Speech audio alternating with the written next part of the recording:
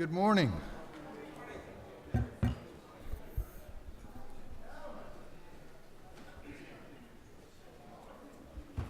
We are over halfway there. And I think it's about to start getting busy. All right, we're going to set the calendar for today and tomorrow. So we've got quite a few bills we've got to consider, and we've got a few folks who want to talk to us about their bills. So, Chairman Corbett, you want to lead off? Well, one of you go up there.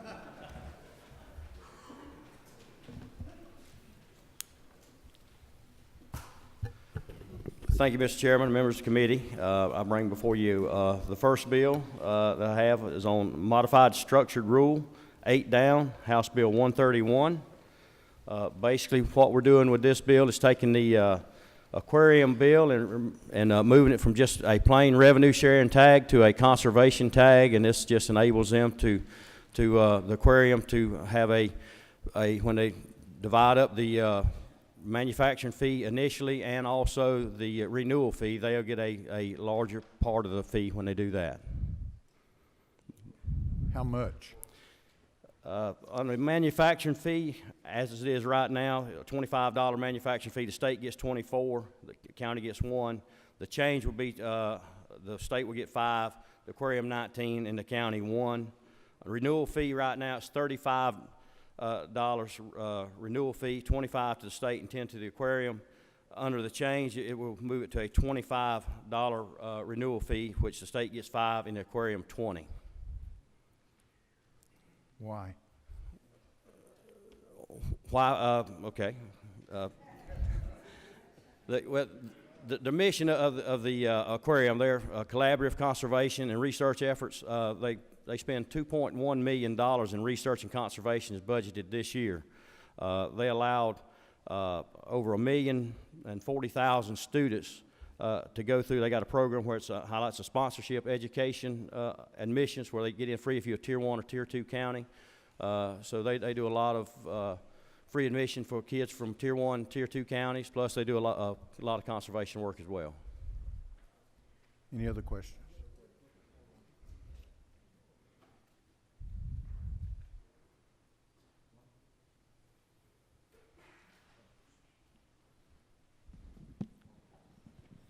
Hawkins. Who owns the Georgia Aquarium? Is this a private enterprise? I'm not sure. Be nice to know. Yeah, thank you. You have no other questions? Got one? Okay, Chairman Cooper. I'm not sure who owns the aquarium, but Mr. Marcus has had a great deal to do with it. But I will also say, if you look across our state, like what he has given to Grady Hospital, I wouldn't begrudge him any kind of money, because their brain center, their new emergency room, he spreads his wealth around. So if he gets anything from the aquarium, it's well deserved and usually goes out to benefit our city and state. No more questions. And Mr. Chairman, I have another bill on here, if Okay. I may ask. Oh, do we have a question? Okay. Okay, under modified structured rule as well, 3 up from the bottom, House Bill 213, the Georgia Hemp Farming Act. With the passage of the 2018 Farm Bill, it removed industrial hemp from being a Schedule I narcotic. So now it allows the states to apply to the USDA for a permit to be able to grow it legally in the state. And that's what we're attempting to do with this bill, to set up a in law, rules and guidelines for the Department of Ag, the processors and the growers to follow, and to be able to apply for a procedure to be able to grow the industrial hemp here in Georgia. You have no questions? Oh, yeah, we got one. Whip Kelly. Thank you, Mr. Chairman. Chairman Corbett, could you explain to us a little bit about how y'all set up the licenses that would be available for the cultivation of the hemp and why y'all reached that kind of consensus there? Okay, we started out, we originally talked about doing three permits, and we're gonna permit the processor. And then let the processor then contract with the grower to grow it. We're trying to do it in a slow and measured way because hemp has not been grown here in Georgia since, I think back in the 40s legally. So Don't tell on yourself now. Anyway, so we're trying to do it in a slow and measured way to be able to. It's going to be a learning curve for the Department of Ag, the grower, and the processor to grow this. So we're going to start out with a limited number of processors, letting them contract with the farmers. That way, that you're not going out and planting, way more acres than you got use for. So let me just make sure I understand. 3 people hold a license Well, to well, process. we changed that to 12 in 12. in the process. And then those 12 processors, though, can contract with an unlimited number of growers as long as... They've got to contract with a minimum of 5. Okay. But they can contract with as many as they want, but a minimum of 5. And most of these processors, ones you talk to, they're talking about possibly up to 200 acres. So with 200 acres, if you contract with 5, that'd be 40 acres apiece. Or if you 10, it'd be 20. Thank you. Just, I know this does have some value to our agricultural community. I want to make sure as many people can take the benefit of it as possible. And that is right. And it's set up to qualify. You have to be a qualified farmer and have to meet the same criteria to be able to apply for a gate card, to be able to apply for the permit. Thank you. Chairman Powell. Yes, sir. I'm just sort of odds about this putting a limit on folks, because in commercial hemp, there's nothing in commercial hemp that's dangerous. You can't get high off of it or anything else. Wasn't it sort of, it got wrapped up into the same stuff with marijuana years ago? Well, it did, but in the definition of industrial hemp, it has to have 0.3 THC, 0.3% or less.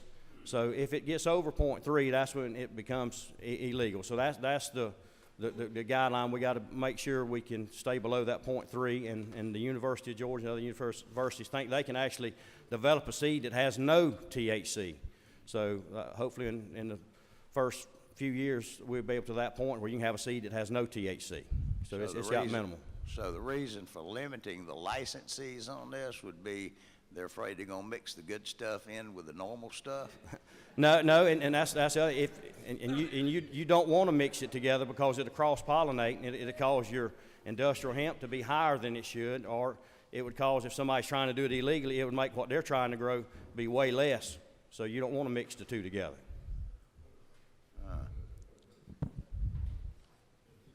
Representative Hughley. Thank you, Mr. Chairman. Mr. Chairman, the university system colleges, will they be allowed to just do the research and experiment, or will they be allowed to be growers as well? No, they'll just be doing the research on the new varieties and seeds and test and see how it will grow in our climate, our soils, different weather conditions is what the universities will be doing.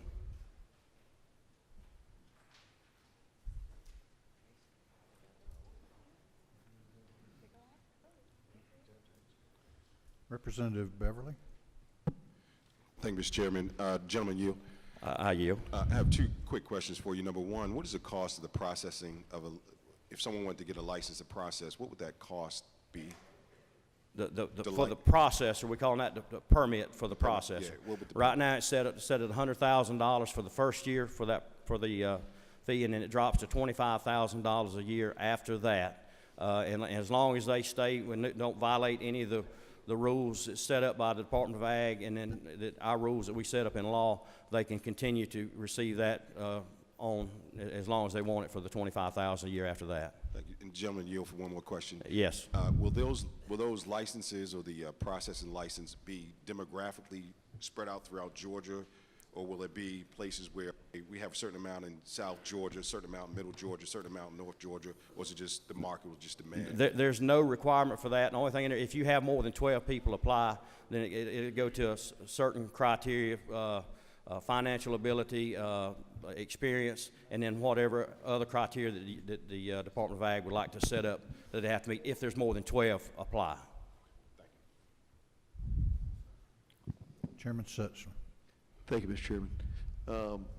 Representative Corbett, isn't it true that, you know, the 0.3% THC is the max in this industrial hemp? Isn't it true that if you go back to 1950, 1940, that the plant we refer to now as marijuana, the naturally occurring THC content was about 0.3% THC? I believe you know what you speak, but the plant's been bred to the 18 to 25% THC. So it's been bred up to be sort of this super THC plant today, but in essence, industrial hemp is what marijuana would have been in 1940, 1930. This is, in essence, that same THC level. I can't speak to that. I wasn't alive in 1940, but. I want people to be clear about what we're doing. I mean, it's a policy question for every member to decide, but marijuana that was naturally occurring in nature, that became more commonly used through the early part of the last century, the natural occurring THC content is exactly what this industrial hemp is. So when you think about industrial hemp, this is basically a marijuana plant before marijuana was bred to yield super high THC content. I just want to be clear about that. Representative Williams. Thank you, Mr. Chairman. Two quick questions. And as you can see, there's a lot of interest in this. I don't know in what direction. But my first question is, are there sufficient, or are the distributors based to where the entire state will have access? That's first. You know, there's not going to be a part of the state left off, is there? That's first. Secondly, have you gotten any feedback from what law enforcement thinks about this? Yes, we've had the Sheriff's Association. I'm going to answer the second one first, and then we get to the first one. But anyway, the Sheriff's Association and GBI have been involved with this. GBI was in our subcommittee meeting the other day. We made some changes that they requested, and they're good with it. And the Sheriff's Association have been with us, and they're not opposing it. They wanted to wait and see what the final version was, so they're not against the bill. As far as how it's going to be distributed throughout the state, that will be up to the individual processors as it gets those licenses or permits.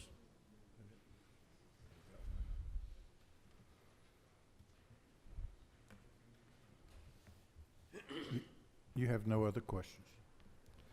Thank you, Mr. Chairman. Appreciate your favorable consideration. Chairman Welch. Thank you, Mr. Chairman. You'll see the bill that I'm presenting to you, HB 228, is on the back of your page there at the top. Very simply, this is a measure that would move the marriage age for the state of Georgia from 16 to 17. It does still allow for an emancipation process for that determination to be made, and addresses all the emancipation language in our code section so that it's reformed to reflect the change from 16 to 17. Happy to take any questions. Whip Kelly. Thank you, Mr. Chairman. Chairman Welch, I like your bill, certainly understand the wisdom behind it. The question I had is in section 1.6 around line 161, where we talk about recognizing what I would consider the young marriages that take place in other states. Is it your belief we have to recognize those in Georgia, or could we not recognize those as well? No, it would not apply to, we would not be recognizing those from other states. So it would not provide for, in this provision here, if I'm on the same page with you, you're at lines 161, or 161, is that right? Yeah, 161, the way I read it was that all that we have in this code section would not apply if someone at 16 got married over in Alabama and then moved to Georgia. We would then still recognize their marriage. Is that correct? No, it would not. The solemnization process would not be recognized if it was married in another state that did not have the same. Okay, thank you. And what we're trying to address here, if I may, Mr. Chairman, is we're trying to address the marriage at a younger age of 16 also greatly impedes typically the female in her ability to make adult decisions later on in life. There's significant cervical cancer risks. There are significant abusive situations that arise. And what we've seen is that oftentimes that those children are manipulated for an exploitive purpose and not for the well-being of the love between the two individuals. So this measure would greatly curtail that and prevent those kinds of marriages in the state of Georgia. This has been enacted by Virginia in 16, Texas in 17, and Kentucky last year.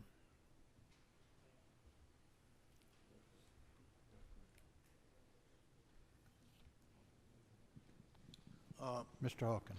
So let me get this right. If a young girl gets pregnant at 15, 16, she cannot marry the willing father? That's correct. At 15, she cannot marry now in the state of Georgia. And 16, she can presently, Right. but would not be able to under this bill. And so we're doing this for what reason? Well, oftentimes the marriage that results is exploitive. There's a situation where there is an overage, significantly overage male involved that is coercive in nature. The relationship is oftentimes abusive. By moving it to 17, we'd still have the same parameters that we have. We actually have enhanced parameters to guard against an abusive relationship or coercive relationship that may exist between the adult male and the female, the minor female. You can still marry your cousin? Not here. I can't speak to that. The bill doesn't speak to that.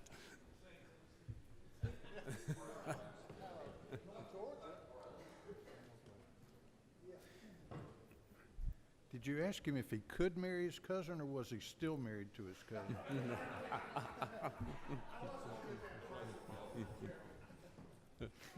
You have no other questions. Okay, thank you very much. Thank you. Chairman McCall. Thank you, Mr. Chairman, members of the committee. House Bill 208, fourth one from the bottom on the front page. This is the second time I was asking for it. It helps all the MEAG cities and Crisp County, and especially Camilla. It allows them to enter into a longer-term contract. It's just changing 10 years to 20 years on the contract, and that was, the 10 years were set years ago. And it's really just updating and giving MEAG cities an opportunity to do some things that they don't have the opportunity to do now. Georgia Power, EMCs, everybody's okay with it. You have no questions. Can I ask for one more, please, sir? On the back page, House Bill 322, the last one above, structured. We did a bill last year, and we put the wrong number in it. All this does is change where counties and school boards and cities have to advertise on the Georgia Procurement Registry. We upping it from 10,000 to 100,000, which is what we should have done last year. This was an old bill that we pulled numbers out of and forgot to change. And everybody's good with it, too. Chairman Setzel. Thank you, Mr. Chairman. Chairman McCall, forgive me for, I did have a question about 208. I wanted to just ask, just to be clear, so this is this deals with city utilities and kind of what your...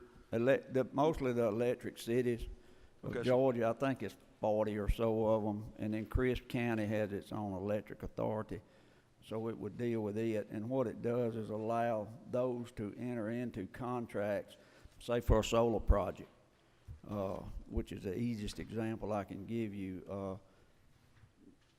And I mean, down Walmart is trying to go all green, so if a city wants to get a Walmart and they want to work toward the green energy for Walmart, then 10 years is not a long enough term of a contract to enter into a solar panel project to be able to lure a Walmart. So does this deal only with renewable projects, or does this deal with other projects as well? It's anything, but that's just an example, easy example that my little pea brain can figure out. Thank you, Mr. Chairman. No more questions. Thanks, sir. Mr. Turner. Thank you, Mr. Chairman, members of the committee. I have two bills under the modified open. The first one is HB 42, which is the bill that would remove the ability to to suspend a professional license if somebody gets behind on their student loans. You have no question. And then HB 69 is the second one under a modified open rule. This is the special needs scholarship bill that passed last year out of the House is HB 759, 171 to 0. It would allow for a student that obtains eligibility for the special needs scholarship to keep that eligibility moving forward. You have no question. Thank you, Mr. Chairman. Floor Leader Lott. Thank you, Mr. Chairman. I bring to you today HB 321. It is on the back page, last bill listed. It extends the sunset provision of the hospital Medicaid financing program, hospital provider payment, that contributes nearly $1 billion towards Medicaid in this state for an additional 5-year period. Changes the date from 2020 to 2025. It renews the authority of DCH to continue administering the program. You have no questions. Thank you. Mr. Donahue. Thanks, Mr. Chairman. I bring to you the fifth from the bottom on the front page, HB 193. This basically is incentives for savings in the banking industry. 40% of all Americans cannot cover a $40 or $400 problem if it comes up before you, if your car breaks down or if you had to replace a appliance. 58% of Americans have less than $1,000 in savings, and 83% of Americans retire at poverty level. Something that we really don't think about. We have a thing called the rainy day fund here where we put money away for a rainy day. And what we're trying to do is encourage an incentive for you to put money in a savings account. Each bank, each credit union is good with this, but it gives them the authority to make and set their own rules. And by their own rules mean that they can give away a prize without you investing or losing any part of your investment, just to encourage you to start savings. That's basically all this bill does, sir. Mr. Williams. Thank you, Mr. Chairman. I missed it along the way, but what happened to the Christmas Savings Club that every bank had one time? And my grandmother got a couple of toasters. I don't know what we needed 2 toasters for. But you're exactly right, sir. And I remember my grandmother did the same, and they gave me a little book that they stamped when I went and put my $5 in or my $10 in. And what's happened is we're not doing that anymore. And that's why most of this country is pretty much suffering, because they do not have a dollar to live in. But we're not looking at giving a toaster. Basically, each bank or each credit union will take the opportunity for that prize. If you put $25 into a savings account, what they will do is they will put your name into a raffle. That raffle is pretty much where if you do it each week, your name goes in each week. Then what happens is they will draw that out by their standards, that bank or that credit union, that each one will set their own bylaws to draw out. It might be 4 times a year. They might choose to give $100. They might choose to give $1,000. Saved a lot of toasters. Yes, sir. I have 4. Tell me how we get around the constitutional prohibition against lotteries except for nonprofit organizations.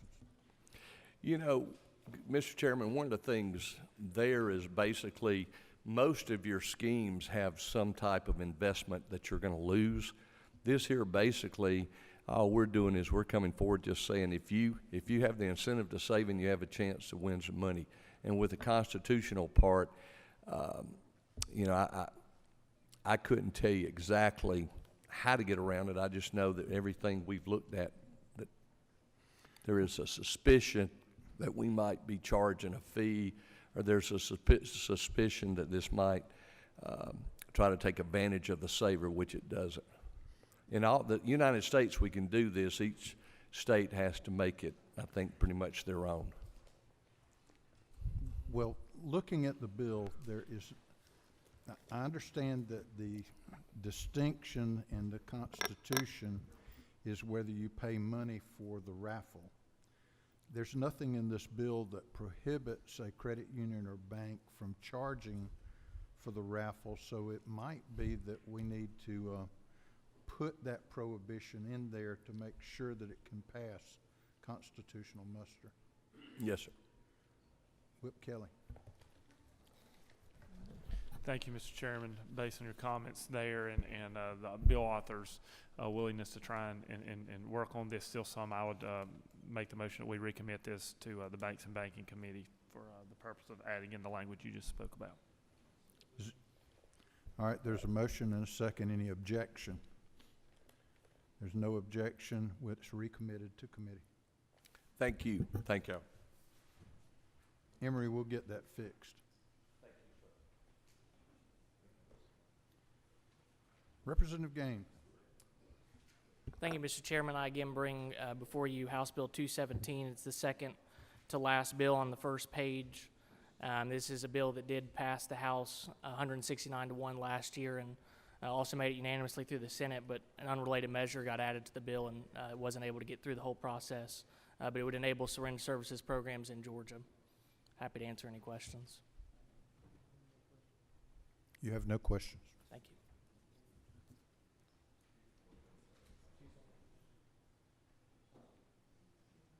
Have you been here before? No, sir. Good morning, Mr. Chairman, members of the committee. I'm bringing before House Bill 319, which basically is the firefighters' pension fund and life insurance. Where's it located? It's on the first page, number 4. Okay. Basically, if no one has a beneficiary designated, the funds would go to the estate of that said employee.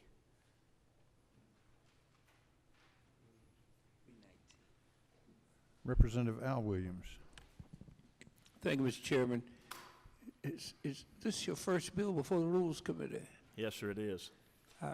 Just wanted to inform you that there had been a complaint that you've missed the last 2 Williams Caucus meetings. You need to do better. Well, I'm sorry, we'll have to reconvene.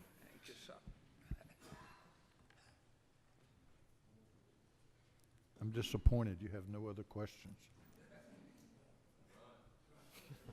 Thank you, sir.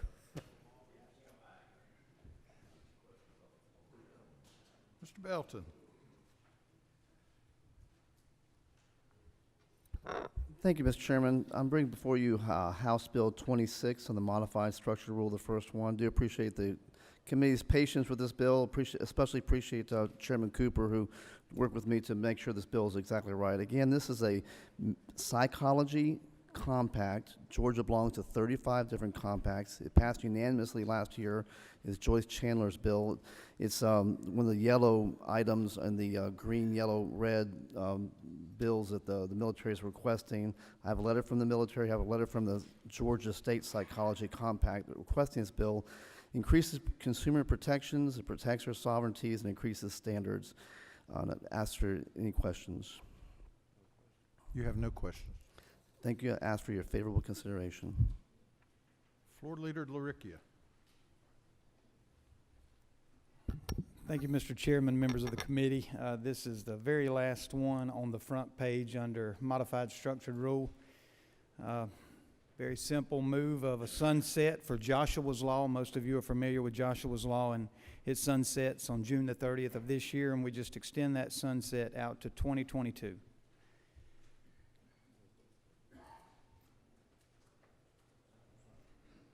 Chairman Powell. Gentlemen, under the Joshua's laws, what is the surcharge on a fine under this law? Is it 1.5%. So it did not, this No, wasn't sir. raising it? No, sir, we didn't talk about that at all. We just wanted to extend that sunset. Thank you. Chairman Benton. Would this bill be right here? Sorry. This bill be a good example of funds that have been collected and haven't been appropriated like they're supposed to be? There was some concern about that in the past. I think that was corrected, and the testimonies that we've heard is that those funds are being, well, used in the right way. Okay. The original fine add-on on that was like 5%, and it's been reduced to match the amount of funds appropriated. So it's okay. Any other questions? Thank you, sir. Thank you, Mr. Chairman. All right, members. Efstration, Chairman Efstration. Thank you, Mr. Chairman. House Bill 70 is the fifth down under modified structure rule, first page, House Bill 70. This bill is consistent with the Uniform Guardianship Act that was passed a few years ago. There were some issues with existing Georgia law and making sure that it connected with what the legislature passed in '05, and so this corrects those issues. Would ask for your favorable consideration. Are there questions? Yeah, you have no questions. Thank you. Chairman Benton. Mr. Chair, Bill 196 is the third one down on modified open rule. Require members of the trust for a retirement system excluding GMA, ACCG, teachers retirement, and employee retirement to go through education that matches their fiduciary responsibility.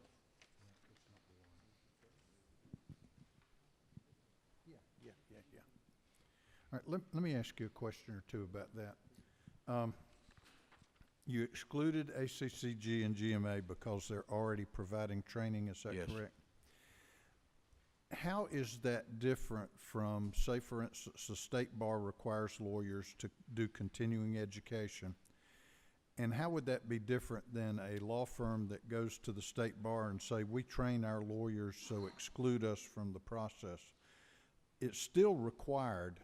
Now, what they may be doing internally may satisfy the requirement, but it's still required under the process. And I don't see that this is any different.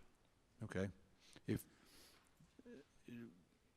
Whip Kelly. Do you want me to make a motion to send it back and fix that? Whip Kelly.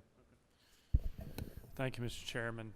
Going along with what Chairman Benton and your conversation, I guess we could make a motion to recommit it back to his committee so that he could add those back in, as y'all just discussed. Is there a second? Any objection? Hearing none, it's recommitted to committee. Have you got another bill? I had another one that was on the blue sheet Thursday, but it's not on the blue sheet today. Okay. Chairman Martin. Directed to Chairman Powell, our Rules Chairman, is it your intent to move all of the exclusions? I also have a pause with the teacher's retirement system being removed from that they manage some of the, if not the largest retirement fund in our state. I'm curious as to why they would be not subject to training. If we are going to require public systems to be trained, I think we ought to require public systems to be trained. Yes, sir. So remove all the exclusions. Correct. Yes, sir. Okay. Representative Hughley. Thank you, Mr. Chairman. I bring your attention to House Bill 66. It simply allows those entities that have specialty license plates for automobiles to be allowed to get them for motorcycles as well. All right, so whatever's available for cars would be available for motorcycles. Yes. Questions? Whip Kelly. I guess my question is, do you know how many of these specialty license plates currently exist? And so, I mean, essentially we would be doubling every one of them. So do you know how many that would go to? I wouldn't say that you would double every one of them because not all are going to want specialty license plates for motorcycles. The entity that was asking for this is a fraternity. My sorority has a specialty license tag.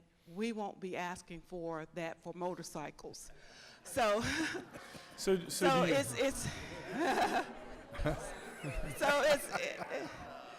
it's not necessarily a one-for-one because not all entities that have the specialty license plates are going to want them for motorcycles. The So are we the limiting it requirements- just to ask some, if they could ask for it to be made in a specialty motorcycle, or are we saying that all the ones that are currently existing would be eligible if someone were to come and request? Because those are two different things. They will be eligible, but they would still have to request and meet the requirements that the Department of Revenue establishes. So we won't just be making one motorcycle tag if one wants one.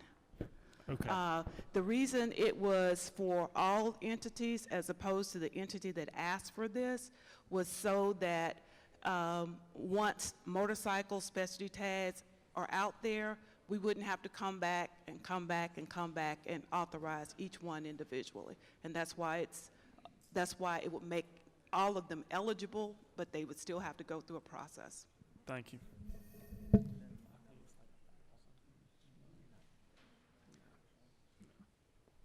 Dean. I'm a member of that fraternity that's requesting the tag for motorcycles. I don't have a motorcycle, but I thought about getting one. I know y'all will be hard pressed to see me own one, but I am considering it. But I did go to the meeting and sit in on the request, and on a serious note, the gentleman that requested Representative Hughley to carry this bill, and I signed it, was that after the tag bill was presented, a lot of members came forward and said they'd like to do a motorcycle tag. And the gentleman's from Columbus and a great community leader, so we decided to join in that effort. They told us that because of the continuity aspect of it, it would take time for Revenue Department and Motor Services Division to come together to work this out. So it's a time situation, but I think it would be something that's worthy of consideration. Chairman Smith. Dean, does Mercedes make a motorcycle? No, I don't think they make them now. But I'm gonna get me a Harley.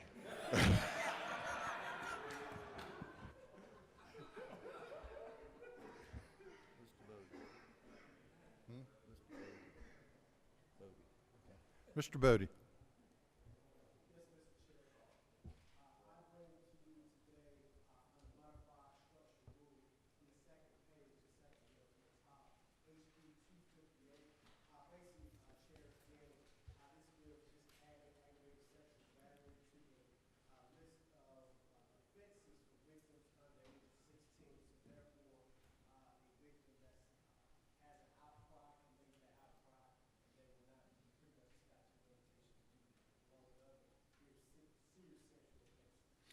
I have an understanding that the prosecutorial community supports your bill. Is that correct? Yes, sir. Okay. Are there questions? You have no questions. Mr. Fleming. Thank you, Mr. Chairman. On the second page in the modified structured, House Bill 316, Mr. Chairman, this is a bill which updates several portions of our election law in the state of Georgia. In committee, before committee, and we accepted several proposals from our friends on the other side of the aisle. One of the portions of the bill is actually a bill dropped by a Democrat dealing with absentee ballots and closing of precincts and putting time limits on that.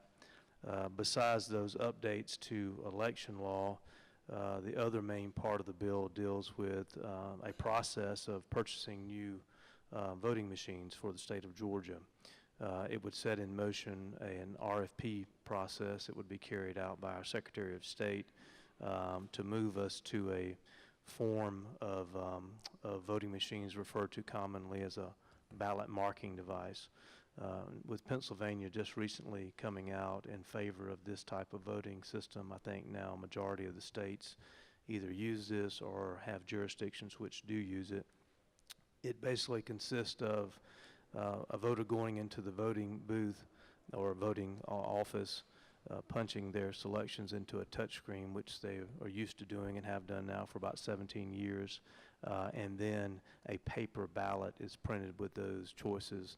They get a chance to review that paper ballot, and if it's right, then they vote it through a scanner, and they've cast their ballot.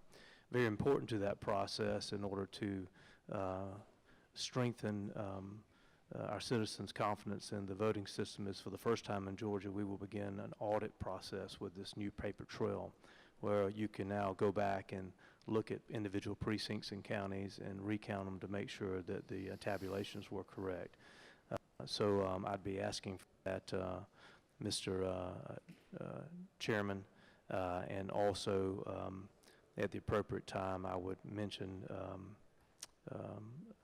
a proposal for debate on the floor. I didn't hear the last part. At the appropriate time, I would mention a proposal for how we handle debate on the floor as far as divvying up time and so forth. Are there questions?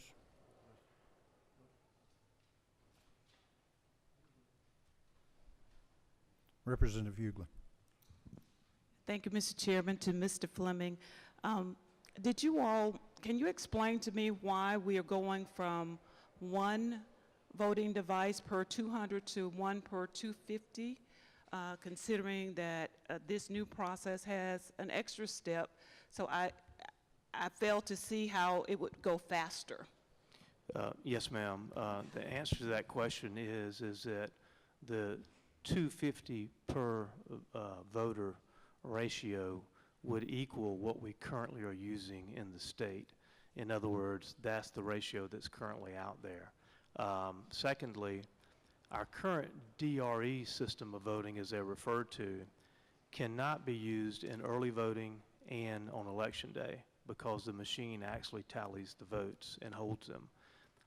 The new system would move to a paper ballot, which would actually be the ballot, and therefore the number of machines with that count could be used in early voting and election day. So by moving that number to 250, we would actually be reflective of what's currently in the state, and we would also actually increase the number of voting machines available on election day rather than decrease them. Also, of course, as has happened with counties, although the state under this proposal would be making a significant investment in doing the upfront purchases, nothing stops the counties from purchasing more of the machines if they choose to. My county, for example, is a fast-growing county, and although the state made the initial purchase for us back in 2002 of the current machines, they have more than doubled their cadre of machines.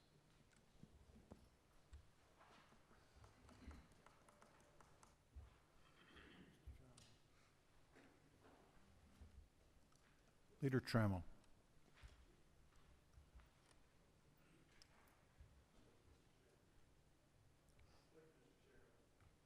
Wait a sec.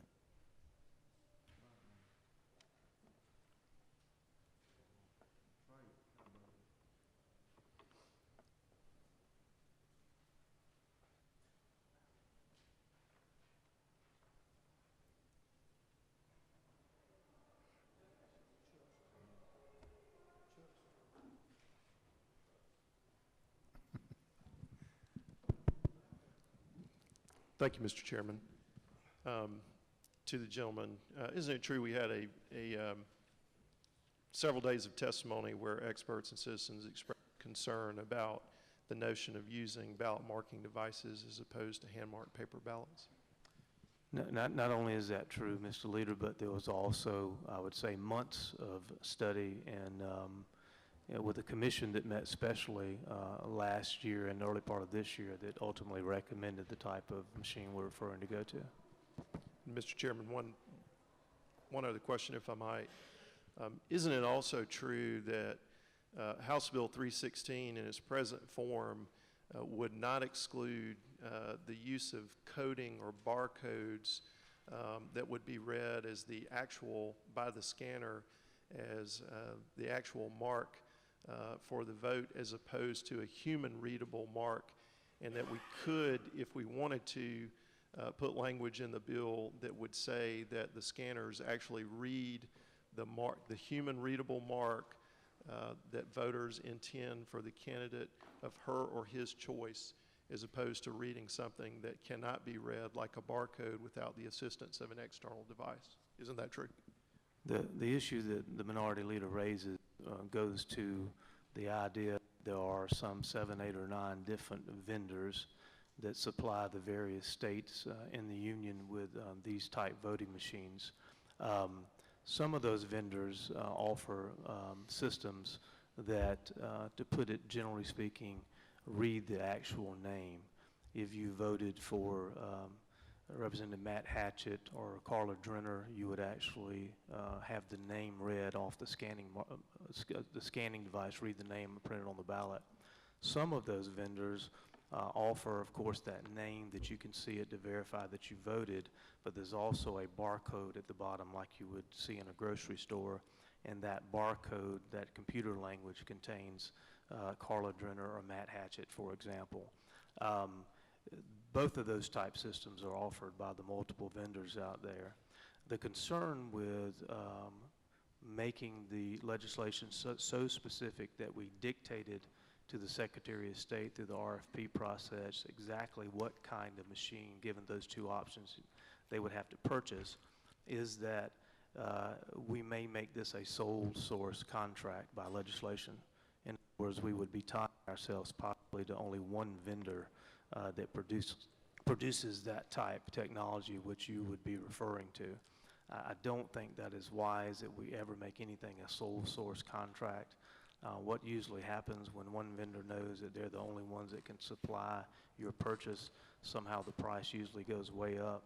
It also eliminates competition by the other vendors and during the RFP selection.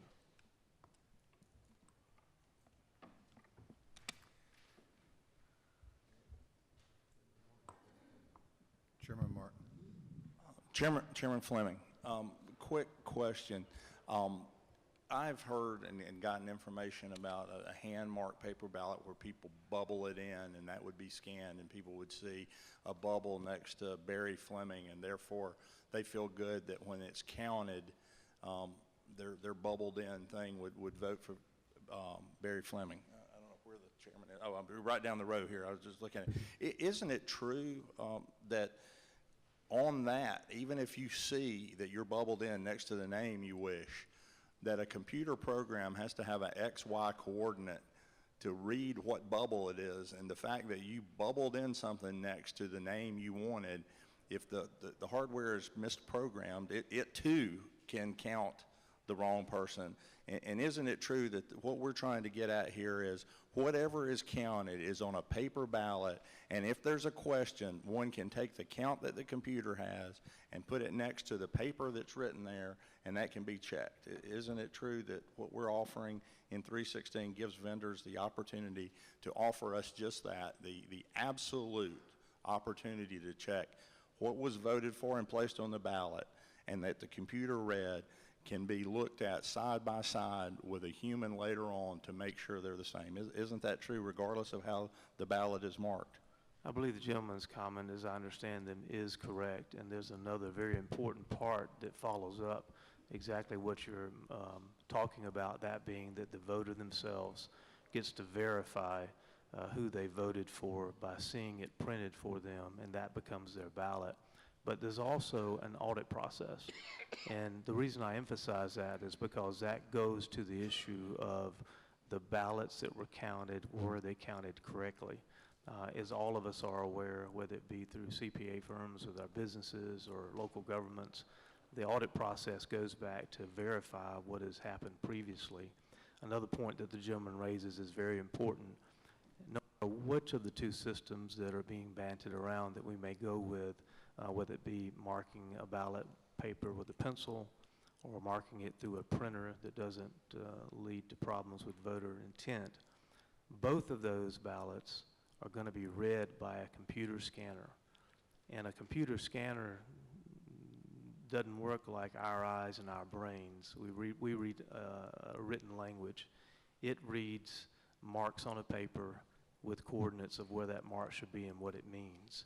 So I believe the gentleman makes a good point, and I agree with him.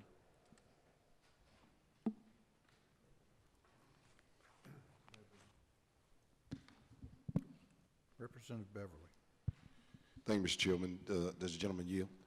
I'd like Yes, to, sir. Thank you, thank you. I'd like to bring your attention to Section 1, line 43, as you describe the electronic ballot marking device. If you go down to line 44, there's a statement that says, may integrate components such as ballot scanner, printer, touchscreen, etc. As you describe the way in which a voter would interface with the printed version of the vote cast, this line basically says that there's an opportunity, if we have certain machines, that vote would never be printed, that it could actually be cast, and then the machine could just tabulate that vote without ever having to print that vote so someone could verify it. And there are these express machines that are currently on the market with ESS that certainly do that. And so you wouldn't have this verifiable way in which a person can look at the printed ballot, see that they marked the right thing, and then have their vote cast. They can actually completely integrate that within one system and never get the printed ballot. How do you address that if we have this integrated component system with the way in which you describe a voter would actually interface with these ballots? Well, I appreciate the gentleman's question. I'm going to do my best to understand it. I disagree with your description of the language and what it does. The bill clearly states that a ballot marking device would be used. It resulted on a paper ballot that the voter themselves could look at and see the name on there. Now, there are several places in the bill which did cause some confusion in committee, but I think we're able to straighten that out. If we move to a ballot marking device, the goal would be for the 2020 elections. We all know that there are going to have to be elections in the year 2019, this year. Special elections, city elections, splost elections through the various jurisdictions. These new voting machines are going to have to be integrated into our system, so we will keep using the DREs or the current machines for a period of time. So the bill has language which allows those DREs to exist as we move through this process. I hope that is responsive to the gentleman's question. All right, we are not going to debate this bill today. This is purely for purposes of asking questions about the bill. So we'll move on so that we can get to session soon.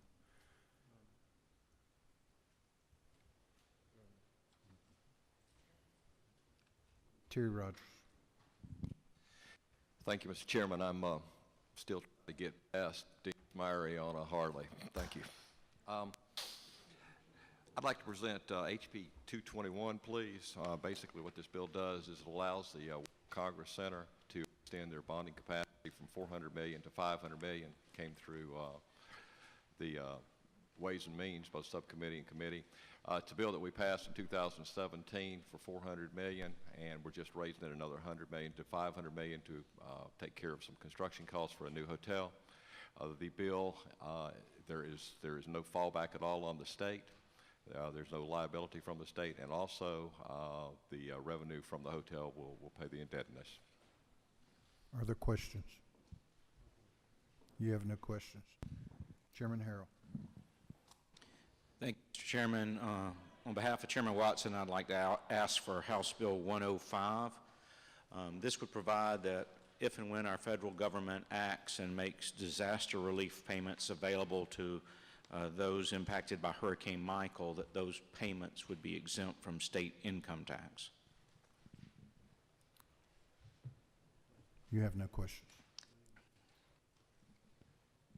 Mr. Williamson. Mr. Chairman, I'm here to ask for House Bill 185, the annual housekeeping bill for the Department of Finance. All interested parties are in agreement. You have no questions. Chairman Cooper. Thank you, Mr. Chairman. On the second page, 5 down, I'd like to ask for House Bill 290. This is a third in our HIV bills, trying to get a handle on our high infection rate of HIV across our state. This would do a pilot project to test the new PEP type program, which helps keep viral loads down and makes people unable to pass on HIV. The medication would be paid for by the drug company, and the estimated cost is somewhere between it's $50,000 for the first year, and then over a 3-year period, somewhere between $200,000 and $300,000, depending on how many people stay on the program. You have no questions. Chairman Carson.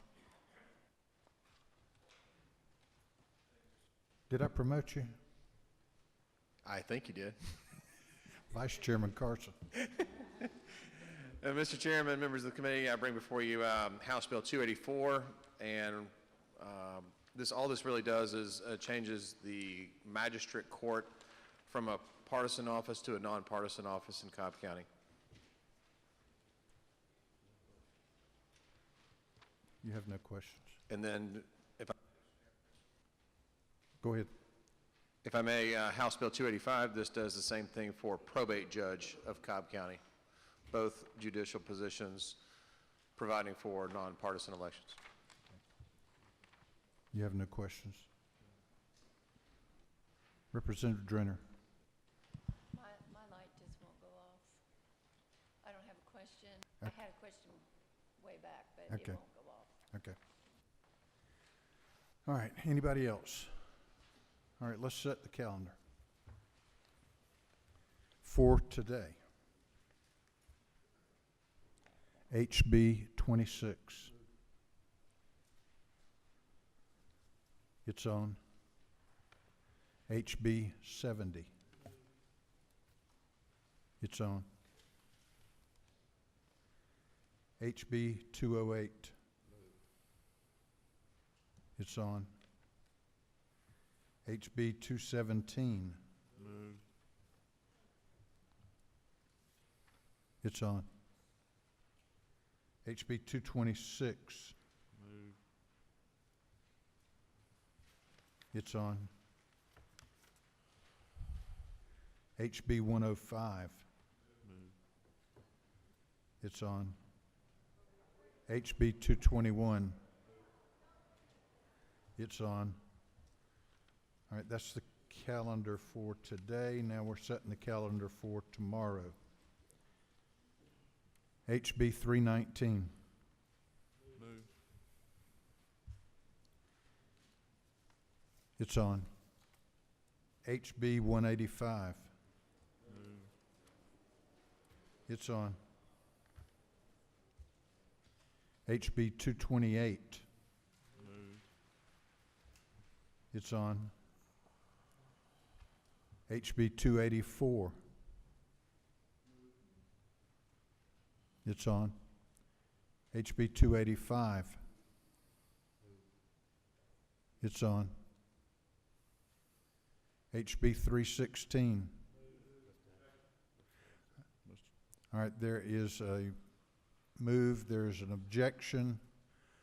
We'll call for a hand vote. All in favor of putting it on the calendar, raise your hand. Opposed? Ayes, carry it. All right, Chairman Hatchett.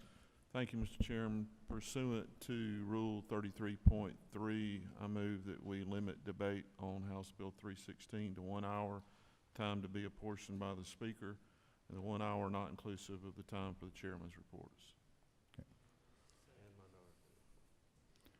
And minority report. All right, there's a motion and a second. Is there objection? Okay, there is objection. All in favor of the motion, raise your hand. Opposed? It carries. And that's Tuesday's calendar. We are adjourned.